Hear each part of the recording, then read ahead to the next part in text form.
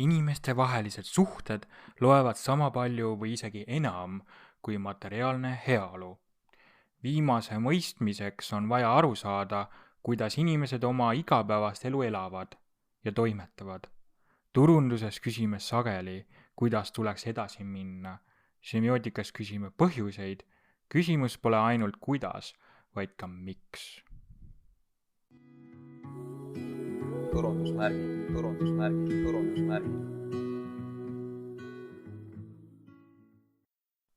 Kui eelmine osa keskendus semiootika põhilistele mõistetele seoses turundusega, siis nüüd tuleb täpsemalt rääkida sellest, mis on turundussemiootika. Semiootika on üks tähtsamaid osi turundussemiootikast. Sul on vaja tunda end semiootikas nagu kala vees ning sama hästi pead teadma, kuidas töötab turundus. Turundussemiootika ja brändisemioootika on sarnaselt turundusele ja brändile üksteise suhtes astmelised. See tähendab, turundussemiootika on osa laiemast majandussemioetilisest mõtlemisest, nagu brändisemioootika on kitsam osa turundussemioootikast. Turundussemioootikat on kõige laiemalt mõistetud kui tähenduse süsteemset uurimist, analüüsimist ja praktiseerimist, lähtudes seejuures turundusest. Kliendi käitumise uurimisest on üha populaarsemad humanitaarsed suunad, sealhulgas semiootilised uurimused.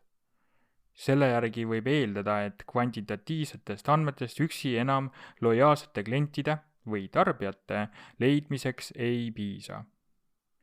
Akadeemilistele populaarsetele meetoditele vaatamata asub turundussemiootika suund interdistsiplinaarselt turunduse ja semiootika kokkupuutepunktis.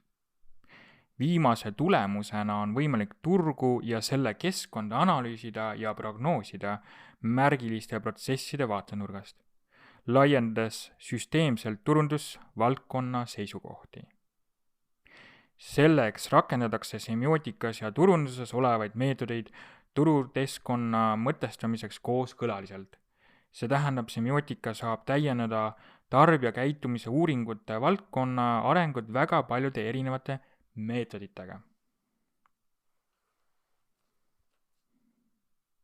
Mõtleme uuesti, kuidas töötab A. Le Coqi turundus semiootiliselt märgi, mudeli, loo ja kultuuri tasandil. Kõigil mainitud tasanditel on A. Le Coqi võimalik analüüsida ja mõelda välja edasiarendusi. Samuti on võimalik analüüsida A. Le Coqi ärilisi riske ja ohutegureid kõigil mainitud tasanditel, märgi, mudeli, loo ja kultuuri tasandil. Paraku saab erinevate tasandite analüüsimisel A. Le Coqi jaoks oluliseks tähenduslike süsteemide märkamine. Süsteemide märkamine ja analüüs on semiootikas tuntud kui tähendusloomest rääkimine.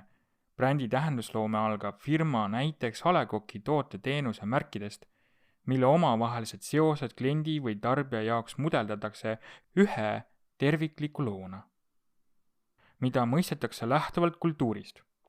Üks võimalus uurida brändi lugu on disainmõtlemine, mis on üha populaarsemaks saanud ka Eestis. Kuid siinjuures tuleb tähele panna, et disainmõtlemine võib, aga ei pruugi olla osa semiootilisest mõtlemisest ja analüüsist. Semiootiline analüüs on disainmõtlemise vaates tööriist, millega mõista klienti või tarbijat sisuliselt. Otseselt võib turundussemioootika tähendada ka semiootiliste meetodite kasutamist turunduslikel eesmärkidel. Siinkohal käsitletakse üldiselt turundussemiootilise kirjanduse järgi mõningaid erinevaid meetodeid ja lähenemisviise turul olevate nähtuste analüüsimiseks. Akadeemiliselt on turundussemiotikas hetkel keskendutud suhteliselt kitsalt määratletud turunduskeskkonnas toimuvate nähtuste seletamiseks ja põhjendamisele. Viimane tähendab konkreetsust uurimisteemade analüüsimisel, kuid teisalt tähendab ka liigset fokuseeritust ja piiratust tõlgendada, selgitada ja võimalusel ka põhjendada märgiliste nähtuste eripäraseid rakenduslikus kontekstis. Peamiselt kasutatakse analüüsimeetoditena levinud semiootilisi lähenemisviise. Üks levinum meetod on vaieldamatult narratiivi analüüs, mille järgi on peaaegu iga turundus- ja brändi ettevõtmine lugu või vähemalt lugudega seotud.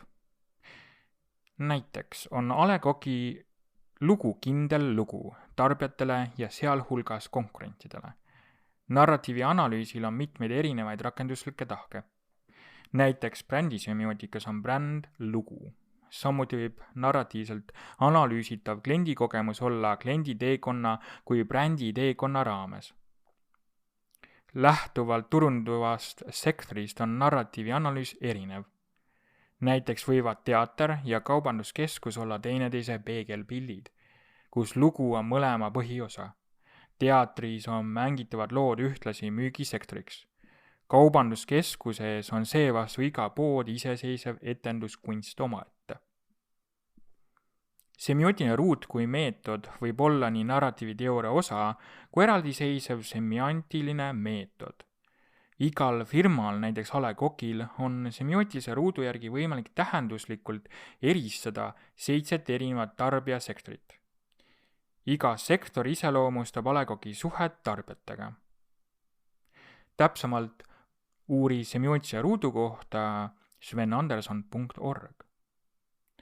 Põhisektorite järgi on A. Le Coq sihtgrupi tooteteenus, A. Le Coqi kui alternatiiv, A. Le Coq kui uuenduslik toode ja A. Le Coq kui välistatud toode.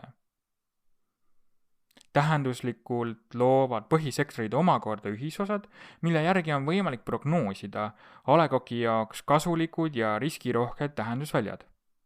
Põhilised ühisosad on optimistlik turg, riskantne turg, innovaatiline turg ja ohtlik turg. A. Le Coqi vaatest lähtuvalt iseloomustab iga ühisosa tarbijaid tähenduslikult.